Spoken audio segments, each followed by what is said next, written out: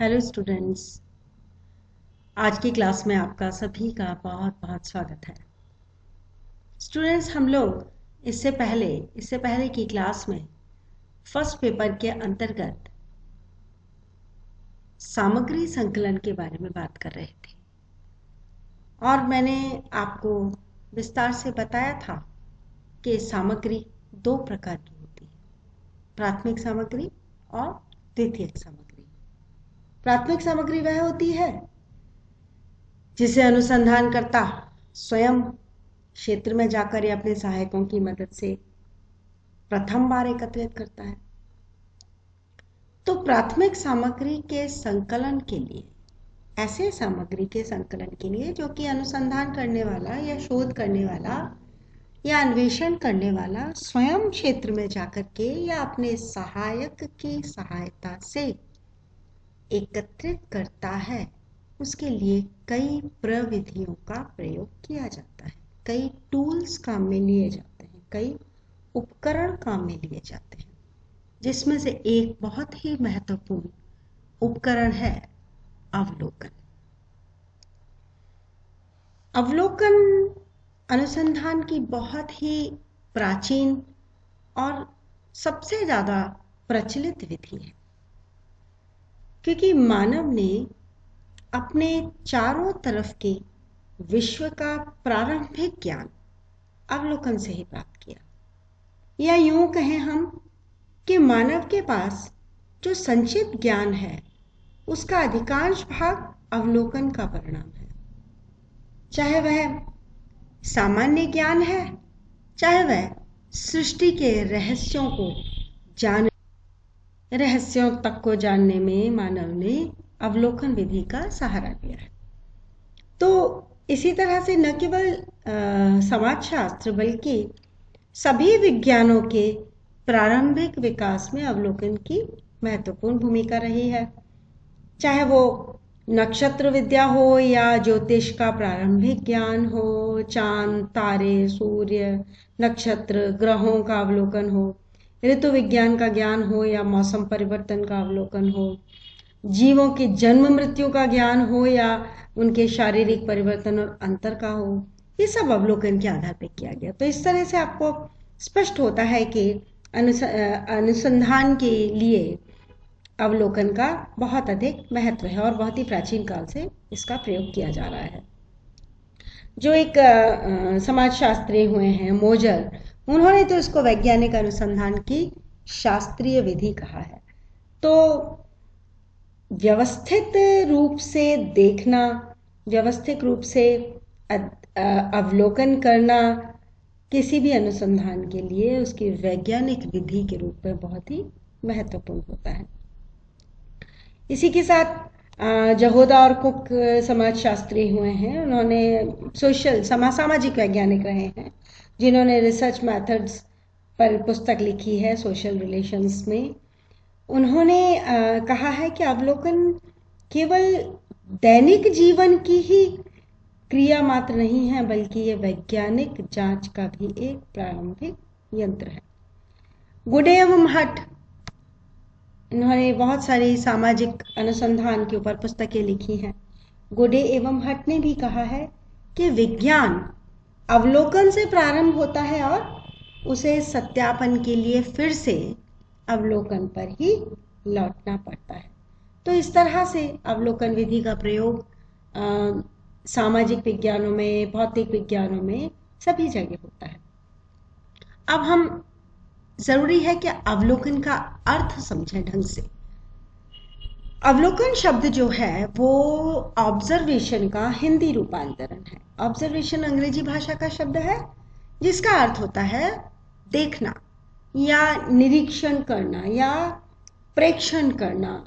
मतलब देखना कह सकते हो, जिसमें हम कार्य, कारण और पारस्परिक संबंधों को जानने के लिए जो भी स्वाभाविक रूप से घटनाएं घटित हो रही हैं उनको सूक्ष्म रूप में देखना अवलोकन कहलाता है। सीए मोजर की परिभाषा अगर हम देखें तो ठोस अर्थ में अवलोकन में कानों और वाणी की अपेक्षा नेत्रों के प्रयोग की स्वतंत्रता है। यह अवलोकन में सुनी हुई बात और कही हुई बात की बजाय आंखों से देखे कि जो भी निष्कर्ष है, आंखों से देखने के बाद जो ज्ञात हो रहा है, जो सूचना मिल रही है, वही उसके प्रयोग की स्वतंत्रता है। इसे अवलोकन कहते हैं। इसी के साथ पीवी यंग कहते हैं कि अवलोकन को नेत्रों के द्वारा देखा जाना है। अवलोकन जो अपने आप से विकसित हो रही हैं घटनाएं, स्वतः विकसित घटनाओं को उनके घटित होते समय ही नेत्रों द्वारा व्यवस्थित और जानबूझकर किया गया अध्ययन है। उदाहरण के तौर पे अगर हम इसे ये समझें कि अवलोकन क्या है, आप जब एक स्थान से दूसरे स्थान पर जाते हैं तो आपके रास्ते में सैकड़ों चीजें आती हैं।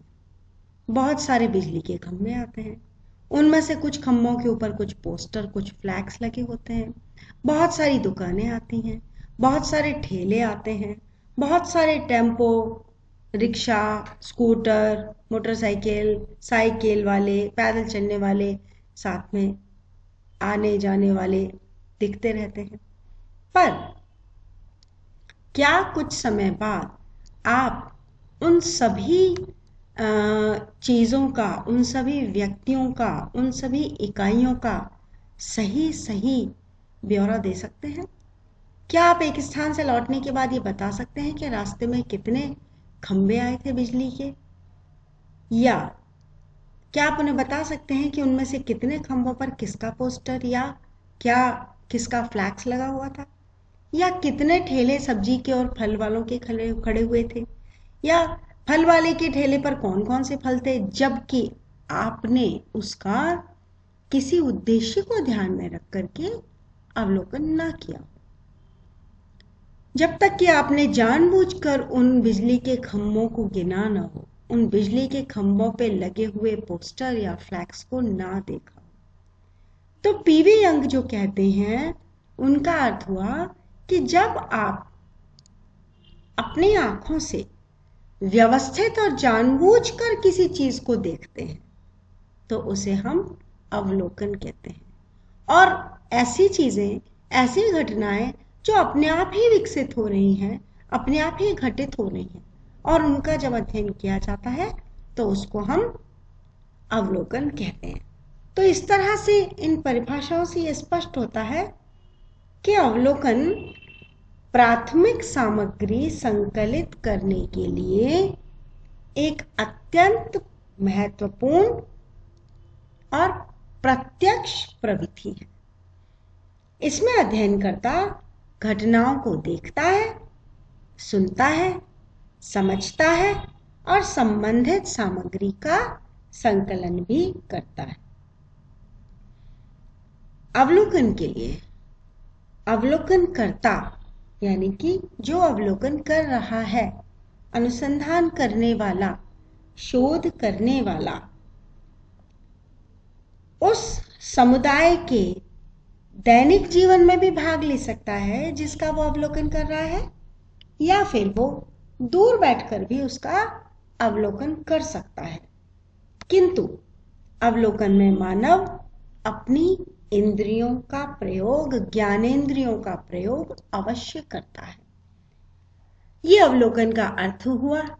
परिभाषा आपके सामने है, आप इन दोनों परिभाषाओं को बार बार पढ़ें, समझें। इन परिभाषाओं को जब हम सामने देखते हैं तो हमारे सामने अवलोकन की विशेषताएं स्पष्ट होती हैं।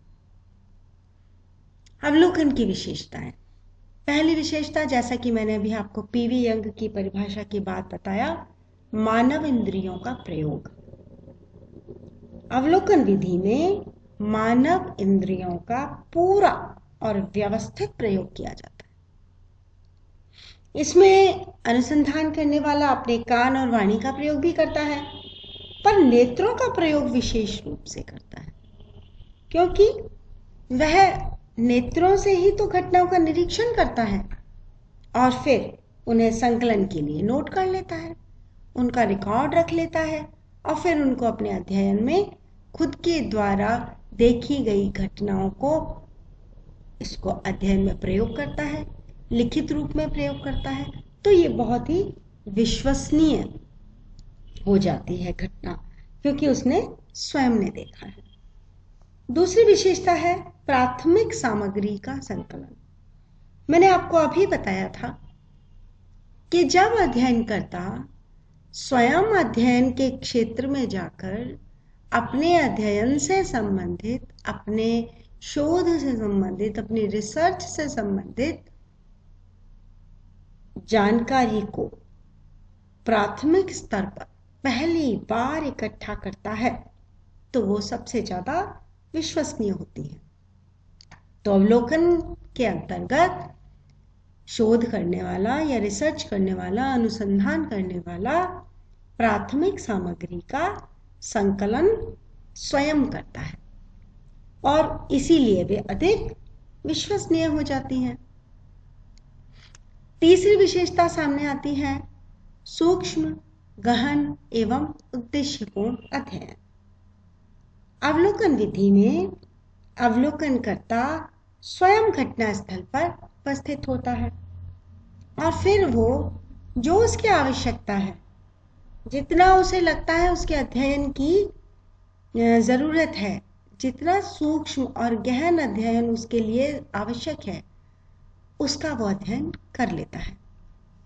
और एक बात का ध्यान रखता है, वो उन्हीं तथ्यों का संकलन करता है जो उसके अध्ययन के उद्देश्यों की पूर्ति करते हैं।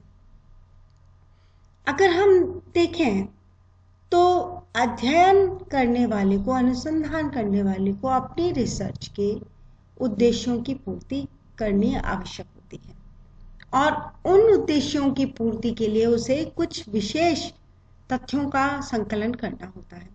तो वो विशेष तथ्य वह स्वयं जब देख लेता है तो अपने हिसाब से उनका संकलन कर लेता है। इसके बाद अगली विशेषता है कार्य कारण का संबंध पता लगाना। सामान्य अवलोकन और वैज्ञानिक अवलोकन में यह मूल अंतर है कि सामान्य अवलोकन में अवलोकनकर्ता केवल घटनाओं को देखता है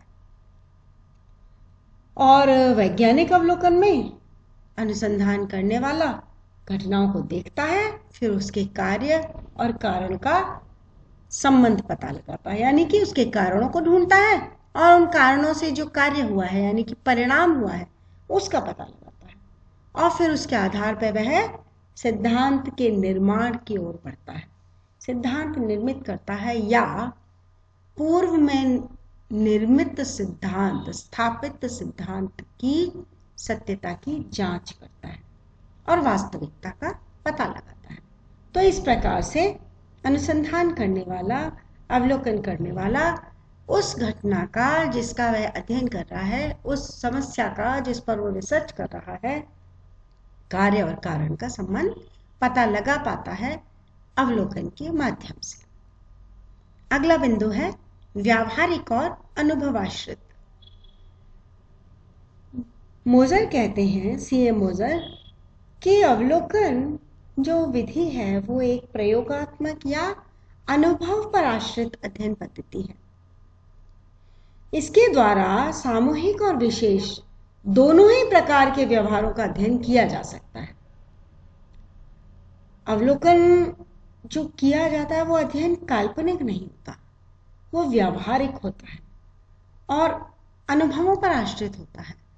तो ये कहा जा सकता है कि अवलोकन काल्पनिक नहीं होकर के सच्चाई पे आधारित है।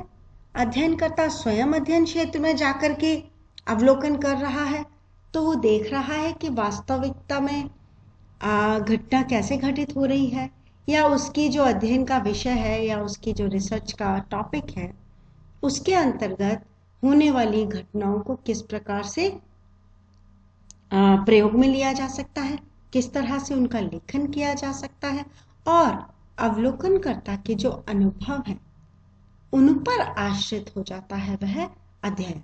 और अनुभव वह स्वयं करता है, स्वयं क्षेत्र में जाके करता है, अपने अध्ययन के विषय को, उसके उद्देश्यों को ध्यान में रखकर करता है।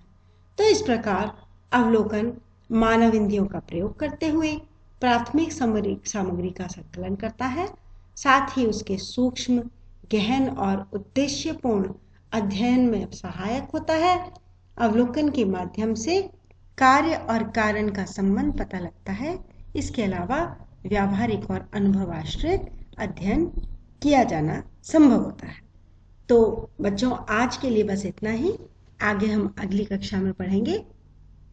आप लोग इतना पढ़िए, समझिए। अगर इसमें किसी भी तरह की आपको शंका या जिज्ञासा है तो मुझसे संपर्क करें।